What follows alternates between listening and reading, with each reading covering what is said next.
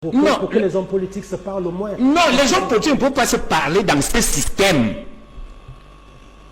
Tel que le système est structuré, autour d'un seul individu qui contrôle tout. Et qui suscite des compétitions des divers segments communautaires. Mais vous ne pouvez pas avoir un discours de paix. Ce n'est pas possible. C'est un peu comme si vous aviez un héritage et un seul individu gère cet héritage-là. Comment voulez-vous que tous les gens soient d'accord? C'est ça le problème. Donc, alors, autrement dit, vous comprenez la posture de certains hommes politiques qui ont des discours plus ou moins violents? Non. J'ai dit ceci, comprenez-moi bien. Non, mais je vous comprends. Je vous pose une question, Dieu donné. J'ai dit que si un seul individu, dans une fratrie, l'aîné confisque les plantations sans les partager, il ne peut pas se plaindre que les petits frères soient violents à son égard. Tous les autres n'auront pas le même type de violence. Donc du coup, c'est une façon implicite de comprendre certains discours. Mais c'est logique. J'ai dit, le Cameroun n'est pas la France. Pour parler de république, discours républicain, ça n'a pas de sens. Parce que même le gouvernement, qui tout le temps parlait de ça, veut tout simplement qu'on le laisse tranquille. C'est-à-dire qu'il n'y a aucune sincérité même dans ce qu'il dit. Il est plutôt agacé, n'est-ce pas, que dans sa jouissance du pouvoir, que d'autres personnes viennent contester. C'est pour ça qu'il parle de ça. Et vous, quand vous dites, vous êtes en train de relayer ce discours-là. Il n'y a aucune sincérité. Le problème aujourd'hui, c'est qu'un pays ne peut pas fonctionner durablement dans la paix quand il n'y a pas un consensus sur les fondamentaux. Et le problème du Cameroun, c'est le consensus sur les fondamentaux. Nous divergeons sur tout. On parle par exemple d'autochtonisme. Quand les autres disent qu'il n'y a pas d'autochtonie. Ok. Il y a donc une sorte. C'est-à-dire, le vrai problème, c'est que le parti au pouvoir, je ne veux même pas appeler le RDPC, le système postcolonial a imposé un modèle qu'il ne veut pas revoir pour l'ajuster aux exigences du Cameroun réel. Il veut continuer comme ça, alors que le système est en train d'exploser dans tous les sens. Donc, j'ai dit une fois de plus, il faut de vraies réformes dans ce système. Parce que, tant que le modèle fonctionne, le pouvoir d'étudier est devenu un enjeu de mort. C'est pour ça que les gens, quand des gens annoncent des guerres, la machette, tout ça, c'est parce qu'on a ce pouvoir-là, c'est ce pouvoir-là qu'il faut réformer. Il n'est pas normal qu'un seul individu contrôle autant de ressources, autant de... Ce n'est pas normal. Parce que quand vous avez ça, il y a d'un côté le reste des Camerounais et de l'autre côté, bien seul. Mais c'est pas pour autant qu'on comprendra ceux qui viendront avec des machettes ou des Mais bien, puisque c'est l'enjeu, on ne comprend pas pourquoi. L'enjeu essentiel, c'est le contrôle des ressources collectives. Hein? Mais vous ne pouvez pas concentrer ça et attendre la paix. Et vous n'appelez pas, mais vous n'appelez pas dans ce cas votre chef de famille autour d'une table, d'une palabre et puis régler les problèmes. Mais vous prenez la machette. Non, il n'est pas disposé. Bien sûr.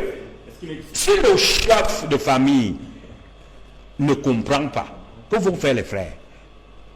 Donc en réalité, c'est le modèle qui crée les conditions. Quand les gens s'expriment comme ça, ces expressions-là expriment la violence intrinsèque du système. Mais le problème, c'est que vous vous mettez à la place des dirigeants qui veulent la paix. Ils veulent la paix parce qu'ils mangent. Hein? Ils veulent manger en paix. C'est pour ça qu'ils jugent le discours des autres. Mais les autres réclament aussi leur tour. Au Cameroun, le pouvoir ça réalise aujourd'hui en termes de quoi? En termes de rotation tribale. Okay. Moi, je dis que Weber, dans aucun manuel de Weber, je le dis à l'autorité en tant que professeur de droit public et de sciences politiques, Weber n'a parlé du modèle communautariste. Je vous dis nulle part. Et la crise que nous avons aujourd'hui, mais c'est la crise de l'État qui a entraîné une crise du droit.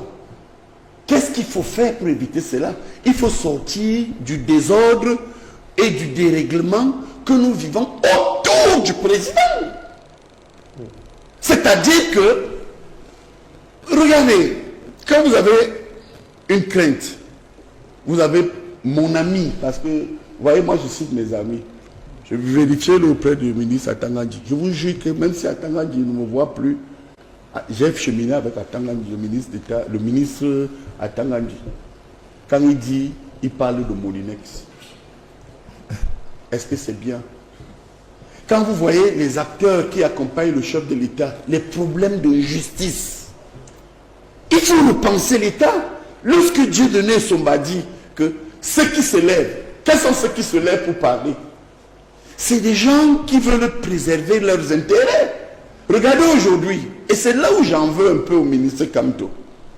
Le ministre Kamto, j'ai l'impression que c'est aussi un espion du régime, du système. Pourquoi? Parce que, avec un peu de sagesse, il est dans une dynamique, c'est lui ou rien. Quel est un système où un leader politique ne peut pas discuter avec les autres?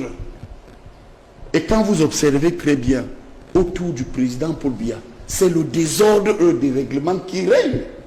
Le président dit, je verrai si je vais me présenter ou si je dois aller me reposer. Mais les gens lui disent que non, il faut y aller, il faut y aller. Est-ce qu'ils ont la sagesse du président? Ramenez donc sur la problématique centrale de votre question. Qu'est-ce qu'il faut faire? Il faut, parce qu'il y a une bataille de succession, il y a une confiscation de la gouvernance. C'est-à-dire que si vous faites des statistiques réelles, vous allez voir que 2% de personnes dans l'ordre gouvernant confisquent 98% des attentes des Camerounais. Il faut repenser la gouvernance. Vous savez, quand les gens se mettent à vous parler, l'opposition a fait ci, l'opposition a fait ça. Mais l'opposition, ce n'est pas elle qui va nous donner des routes. Ce n'est pas elle qui va nous donner de l'eau. Ce n'est pas elle qui privilégie la pédophilie. C'est-à-dire que les petits-enfants qui sont violés au quotidien. Ce n'est pas elle qui est à l'origine du mauvais whisky, du mauvais vin et de tout ce que nous consommons de frélatés, où je vais vous donner des chiffres de l'OMS.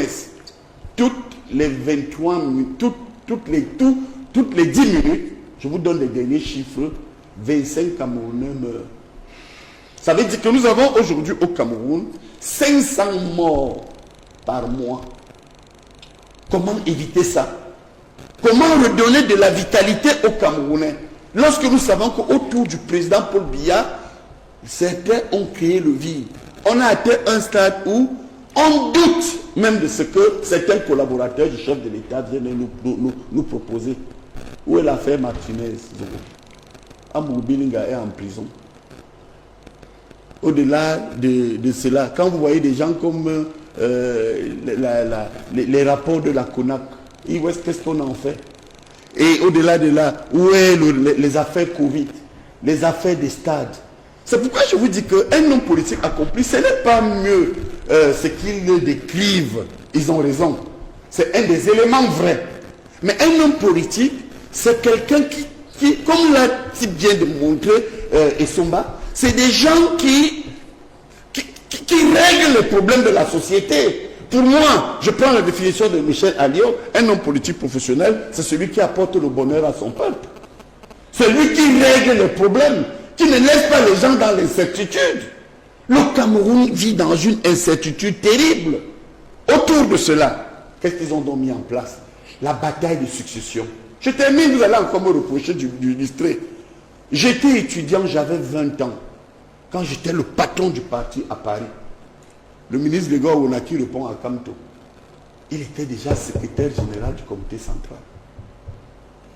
Adjoint. Citez-moi un pays où un monsieur peut être 30 ans secrétaire général adjoint. C'est bloqué. Le problème d'Ateba Yéné, mes problèmes, c'est que dès que vous levez la tête, où est Adama Modi? Kabila a sauté. Et où sont les autres? Ils ont créé le vide autour de ce qu'on appelle une proie qu'on appelle Paul Biya. Pour être député, Paul Biya a dit que, pour être maire, Paul Biya a dit que, mais vous dites quoi? Donc ça veut dire que tout le désordre et le dérèglement, Boni Philippe, croyez-moi, que nous vivons actuel, c'est un système où le président Biya est pris en otage. Non. Ça me regarde. Non, mais vous... Paul Biya est pris, est trahi, et il est pris. Trahi peut-être. Laissez, écoutez, gardez ces enregistrements. Non, je peux Vous pas allez voir ce qui va se passer. Ça, le président est pris en otage par une bande de personnes qui font de la République ce qu'ils veulent, parce qu'ils disent que Paul Biya ne va pas réagir. Ça peut vous choquer. Non, ce que vous dites ici ne vous engage pas que. Ça engage bien. Ça engage, sortez donc Amadou Belinga de prison. Qui l'a mis en prison? S'il n'est pas en prison. Mais c'est le système. Non, je ne parle pas du RDPC. C'est des règlements de compte. Vous savez, Boni, vous savez, quand je parle, je suis un homme juste. Je suis un homme juste. Ateba Yene et moi, il y a quelques ans, moi je ne parle pas des autres. Je vous avais donné 2 minutes pour oui, ça. Bon, nous avons eu le courage. Bon, je suis donc pour vous dire que s'il y a eu quelqu'un de privilégié dans ce système, chef de département, membre titulaire du comité central, professeur titulaire, avait un salaire de plus de 500 000 francs par mois. Et je ne vous compte pas d'émission, c'est moi. Il y avait tout pour que je ne dénonce pas ces dérives. Vous comprenez? Et vous allez voir une dernière remarque, que ceux qui viennent pour la plupart dans les plateaux de télévision, ce ne sont pas des gens qui portent sur leur casquette de grandes responsabilités. Parce que ceux qui portent des responsabilités comme ce que moi j'avais, ils ne parlent pas dans les palais. Citez-moi, citez-moi deux personnes ayant de grosses responsabilités, en dehors d'un garçon comme Hervé Emmanuel Combe, avec un poste comme celui que j'avais, et membre du comité central qui disent que ça ne va pas. Ngalé Bibé. Ngalé est brillant. Il est membre du comité central. Non. Oui, il s'exprime. S'il vous plaît, s'il vous plaît. Non, je vous en prie. C'est un monsieur talentueux et brillant. Nous le voyons. Mais ne venez pas me dire que, je vous dis bien que, qui dénonce. Dénonce. Non, c'est un grand homme réservé. Charles Elisande, s'il vous plaît. Vous me coupez toujours parce que vous, Gale, c'est mon neveu. Et c'est un monsieur dynamique. Titi Pierre. Bonsoir. Apprenons à passer la parole, s'il vous plaît. Oui. Souffrez que je vous dise que ça vous engage, mais ça ne m'engage pas. Alors, mais c'est un ami brillant, biaïste, mais incohérent. Parce que la description qu'il fait de ce système-là, dont le responsable est Paul Biya, c'est exactement ce que les Camerounais disent, mais qu'il a essayé d'opposer, puisqu'il ne contrôle plus le système qu'il a créé. C'est lui qui dit. Il dit, à juste titre, que ne le coupe pas, s'il te plaît. C'est pour ça que c'est désagréable de couper toujours. À juste titre, qu'il y a des batailles de succession autour de Paul Biya, qu'il ne règle pas. Mais s'il ne le règle pas, c'est qu'il n'est plus en mesure de le régler. Pourquoi il reste là? Première chose. Deuxième chose, ce sont les ministres, lui qui devait être sur les plateaux pour défendre le régime RDPC. Ils viennent très peu. À part peut-être Guégueur ou là, mais il vient en solo. Dans les pays sérieux, ce sont les ministres qui viennent défendre la politique du gouvernement. Quotidiennement. Il y a des programmes, pour ne prendre que la France, où des médias ont des représentants. Ou des personnes ayant des responsabilités. Oui, bien sûr. Membres du gouvernement, membres du gouvernement, c'est eux qui doivent venir défendre la politique du gouvernement. D'accord. C'est vrai. Nous allons passer. Et je dis, le fait que Messanga le dénonce, c'est intéressant pour le pays. Mais il faut qu'il aille jusqu'au bout. de la dénonciation. Vous voulez ma mort? Mais jusqu'au bout, c'est quoi? Anissé. Non, s'il vous plaît. Moi, je demande la réalisation. On nous a laissé le reportage. En dehors de Paul Biya, vous voulez que je me protège? Un reportage sur la... Vous voulez que je m'attaque au président? Anissé? Mais j'explique. Lorsque il dit qu'il s'était opposé à la privatisation, ça veut dire qu'il n'a même pas compris ce qui s'est passé. Nos Camerounais étaient surendettés. Et ces biens ont été saisis par un huissier de justice appelé FMI. Parce que les Camerounais ne savent pas ce que le FMI est l'huissier de justice au niveau des États, l'institution de recouvrement. Donc quand vous êtes endetté et que vous êtes incapable de régler vos factures extérieures, il y a une institution qui vient, qui s'interpose et qu'on appelle Fonds monétaire international, c'est sa mission. Et ce qui s'est passé dans les années 80, ce n'était pas des ventes, c'est-à-dire qu'on était libre de vendre ou non, c'était des saisies. Des saisies parce que nous étions surendettés à l'extérieur, nous ne pouvions pas régler nos dettes. Nous avons été saisis par le FMI, donc, qui a saisi nos biens. D'abord, nos entreprises d'État, il les a vendus. Il a même saisi les salaires. Il les a baissés, ainsi de suite. Donc, c'est d'abord ça qu'il faut bien comprendre, ces aspects techniques. Donc, l'opposition qu'eux, ils voulaient faire contre la privatisation, c'est un peu comme lorsqu'un huissier est devant vous. Il veut saisir la télévision, votre femme et vos enfants s'opposent. Bon, l'opposition va servir à quoi? Il y a les gendarmes qui sont là et qui peuvent les interpeller. Donc, ont été saisis. Ayant été saisis, ils ont été vendus aux enchères. Maintenant, après la crise, on a retrouvé une certaine santé économique. Nous nous proposons donc de racheter ce qui nous avait été pris. Alors, la question, c'est que d'abord, ce rachat-là, c'est pour combien de temps? À supposons qu'on rachète. Le Cameroun aujourd'hui est endetté pour 14 000 milliards, donc plus de 11 000 milliards à l'extérieur. Et le FMI est là. Nous avons signé un programme économique et financier avec le FMI. Et la situation économique du Cameroun ne se redresse pas. Ça ne se regresse pas parce qu'on voit bien que les fondamentaux ne font que se dégrader. Bon alors, lorsque nous achetons cette entreprise, est-ce que ce n'est pas pour revendre, enfin, pour être exproprié plus tard par le FMI? Parce que la peur aujourd'hui, pour ceux qui comprennent la macroéconomie, c'est un autre ajustement structurel beaucoup plus, enfin, au moins aussi sévère que celui des années 90. Avec saisie de ces biens, de ces entreprises.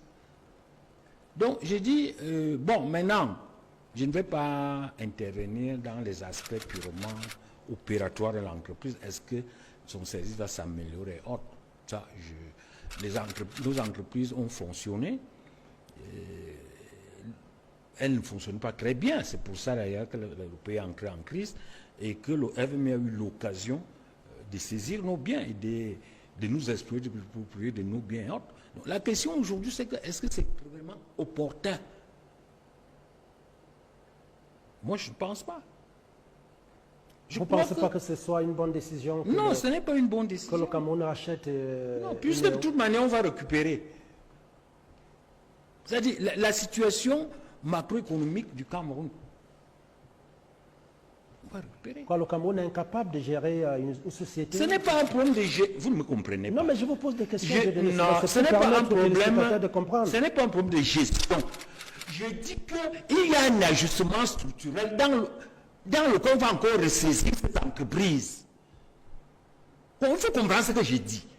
C'est-à-dire, on est sorti de la crise en 2006. En 2006, nous étions endettés pour 900 milliards. Parce que quand on tombe dans la crise, on est endetté pour 11 000 milliards. Ce sont ces 11 000 milliards qui nous plongent dans la crise, dans le justement, parce qu'il fallait rembourser les dettes extérieures. On a donc nos biens qu'on a vendus aux enchères, c'est ça qu'on appelle privatisation. C'est des euphémismes pour désigner, n'est-ce pas, une saisie-vente au niveau des États, parce qu'on ne va pas dire qu'on a saisi les biens du Cameroun pour vendre aux enchères. Mais c'est exactement la même chose. Bon, maintenant, en 2006, après une longue période d'ajustement, on retrouve les équilibres. On nous libère avec l'atteinte du point d'achat. On reprend avec les mêmes erreurs. On s'est réendette pour 14 000 milliards. Donc plus de 11 000 milliards à l'étranger. Et maintenant, il faut rembourser cet argent. Et le FMI vient pour assurer nos paiements internationaux. Maintenant, est-ce que c'est au lieu de reconstituer un capital appartenant à l'État? L'intelligent aurait même voulu que ce soit les régions qui achètent. Si moi j'avais été le conseiller du gouvernement, je lui aurais dit non. L'argent que tu as là pour acheter, remets ça aux régions. Un peu comme un polygame. Bon.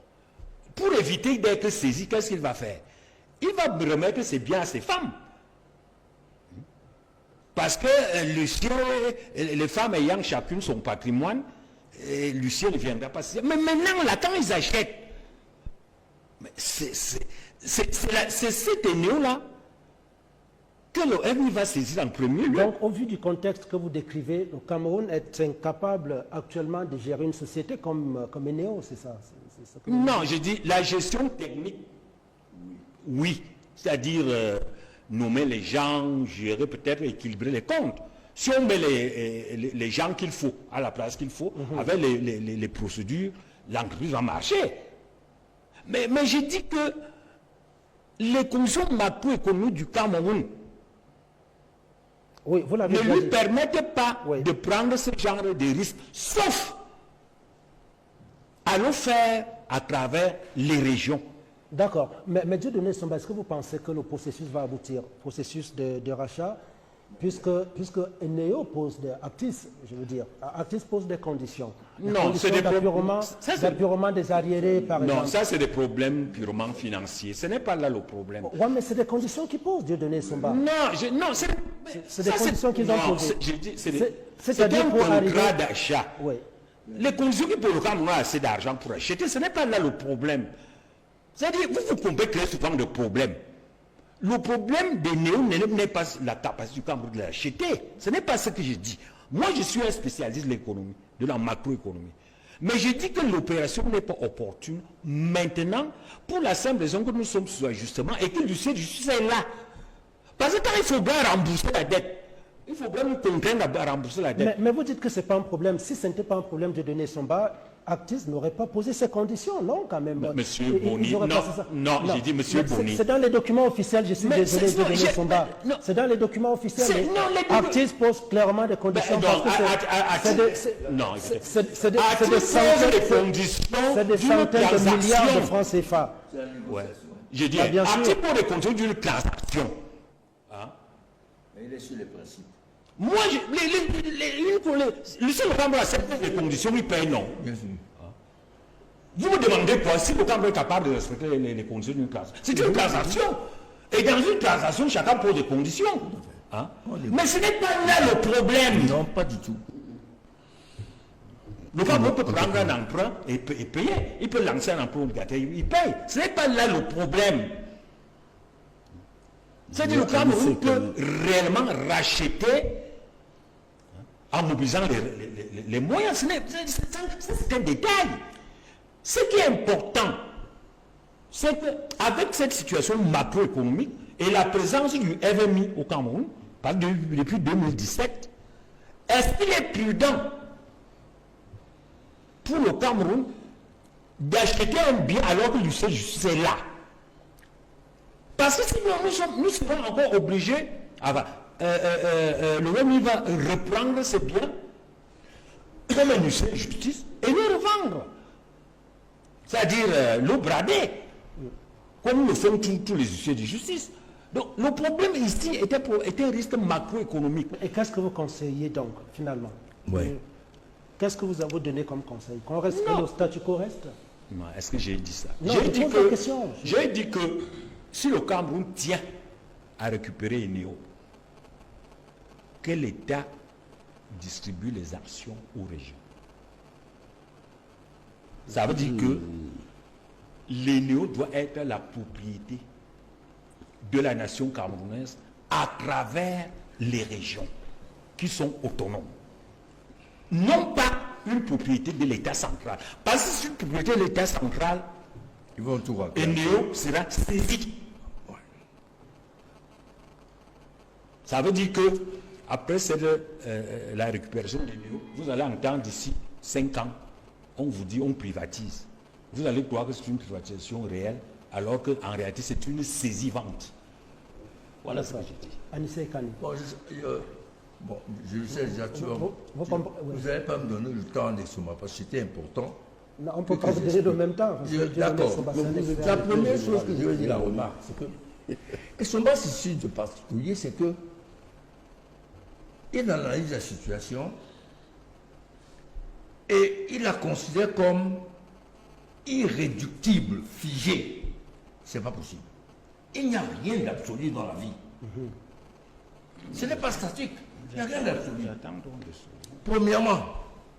Deuxièmement, il oublie de dire que la privatisation de la SONEL est une opération de brigandage, de gangsters. Et sa renationalisation, c'est également une opération de brigandage. Comment ça peut reprendre son bien et recontrôler son bien, c'est du brigandage? Oui, pourquoi? Lorsque le FMI, comme a dit, a exigé la privatisation de la SONEL, je sais qu'il y a des hommes d'affaires camerounais qui ont voulu faire un tour de table.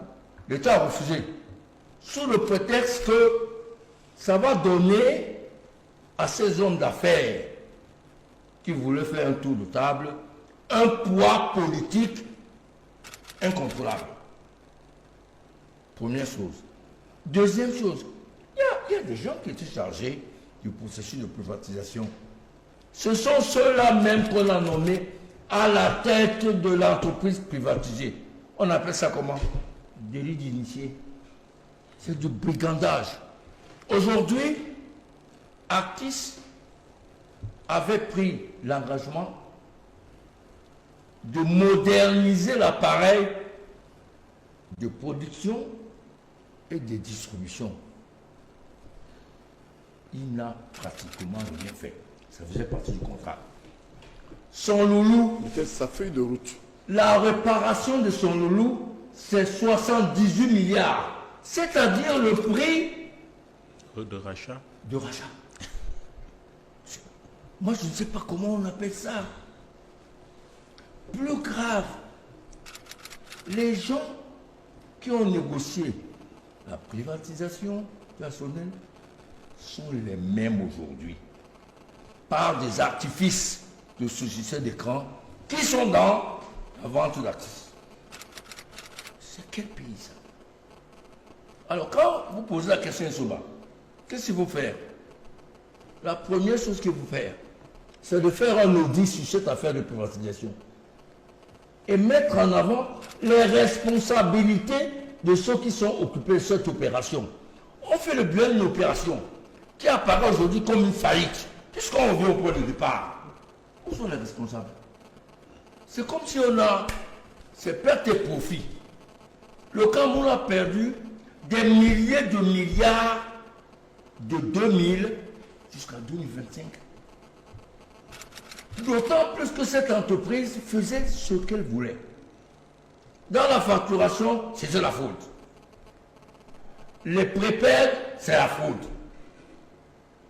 La gestion comment appelle-t-on ça? Des centrales a été laissée Mais raison de plus pour que l'État reprenne le contrôle de sa Sauf que, entreprise. Oui, mais Boni, on ne revient pas 25 ans plus tard sans faire le bilan. Qui est responsable de ça? Qui est responsable des milliards et des milliards que le pays a perdus? Il y a des noms, je ne vais pas la donner. Il y a des noms. Hein. Ah, bon, d'accord, ok. Il va me couper. Oui, bien sûr. Bien sûr qu'il va me couper. Non, mais bien sûr, parce que C'est terrible ici. Il va me couper. Parce qu'il y a des noms. Des gens qui ont gagné des dizaines de milliards dans l'affaire de la privatisation nationale. Ne citez pas les noms. Et qui ont même été président du conseil d'administration de la société privatisée. Est-ce que c'est sérieux? Ça se fait où? Dans tous les pays du monde, on n'accepte pas des délits d'initiés, sauf au Cameroun. Aujourd'hui, on va à 78 milliards. Quand Nsomba a dit, mais ce sera la catastrophe. Parce que les dégâts causés par cette privatisation, c'est des centaines et des centaines de milliards. Ils nous vendent une entreprise encore plus déstructurée, en mauvais état, que quand ils l'ont prise. Alors, il te demande qu'est-ce qu'il faut faire, Anissé, quel est votre avis? Il faut C'est ça la question de Boni. Il faut commencer par voir ton mentor. Lui dit de faire arrêter des gens, de les faire auditionner et que la justice sévisse. Il fallait lui dire à votre mentor que ce pays-ci ne peut pas accepter qu'une poignée de gens font du brigandage à la tête de l'État. Et ils sont encore en fonction. C'est ça. Ils sont encore à fond. Tout le monde le connaît. Je ne cite pas parce que tu vas me couper. Mais les noms existent. Sur tous les scandales. Ils sont encore ministres. Ils sont encore ministres. D'autres occupent des postes de responsabilité en dehors du gouvernement. Donc on ne peut pas dire qu'on ne peut rien faire. La solution finale, pour chuter par là, c'est qu'on en finisse avec ce système de brigands que Messanga décrit si bien, mais que son mentor laisse faire. D'accord. Alors, parce que si vous devez citer des noms, il faut bien que vous m'apportiez des éléments de preuve. J'allais les donner. Les preuves. Les preuves. Avec votre bout de papier sur lequel vous prenez des notes là. C'est écrit. Non, c'est pas possible. Ça a été préparé l'émission. Okay. Vous avez les noms et ce qu'ils ont fait. C'était préparé. D'accord. Hassan Fouapon, en quelques minutes, je vous en prie. Oui, je crois qu'après ce décor qui a été... Est-ce que vous pensez que c'est une bonne chose aujourd'hui, c'est opportun qu'une société comme Eneo soit renationalisée? Nous sommes pour la souveraineté du Cameroun sur un certain nombre de secteurs. Ce sont des secteurs régaliens, l'éducation, l'eau et l'électricité, ainsi de suite. Mais dans le contexte, pour parler de ce qui nous concerne actuellement, après ce décor qui a été parfaitement bien planté par les deux aînés qui nous ont précédés, je pense que l'espoir que je lis dans les yeux des Camerounais qui espèrent de cette renationalisation une amélioration de la qualité de l'offre en énergie, je pense qu'on ne peut pas avoir cet espoir-là. Parce que finalement, c'est un éléphant blanc. Comme le complexe sportif de l'Olembe est devenu stade Olembe, comme l'autoroute Yaoundé-Douala est devenue l'autoroute Yaoundé-Boum-Niébel. Donc finalement, c'est un éléphant blanc qui ne va produire rien. Parce que première chose, il faut rappeler aux Camerounais, et Dieudonné Sombala dit, nous sortons d'une nationalisation qui a conduit à une privatisation. Monsieur Dieudonné Sombala nous dit que c'était le FMI, donc un huissier qui est venu saisir, mais ce qu'il ne dit pas, c'est ce qui a conduit à la saisie. Absolument. C'est la malgouvernance. Et en l'état actuel, est-ce que cette malgouvernance est finie? Quand je dis donc que c'est un éléphant blanc, c'est parce que tant que vous avez le même système, rien ne va changer. Première chose, un système hyper centralisé, où vous avez des gens qui veulent tout contrôler et ne rien laisser aux autres. Ce sont eux qui contrôlent la nationalisation, la privatisation, la renationalisation, la gestion de l'entreprise. Ça va aboutir à quoi? Deuxième chose, un système gouvernant qui est marqué par la gabégie, la malgouvernance, les détournements. Ça ne va rien produire de manière simple. Ce que nous Donc, vous proposons... refroidissez Non, fondamentalement, les je pense même populations que les Camerounais qui ont même encore espoir, chaque fois que ce gouvernement a posé un acte, sont très forts. Au-delà d'être résilients, je pense même qu'ils sont, mentalement, ils sont puissants.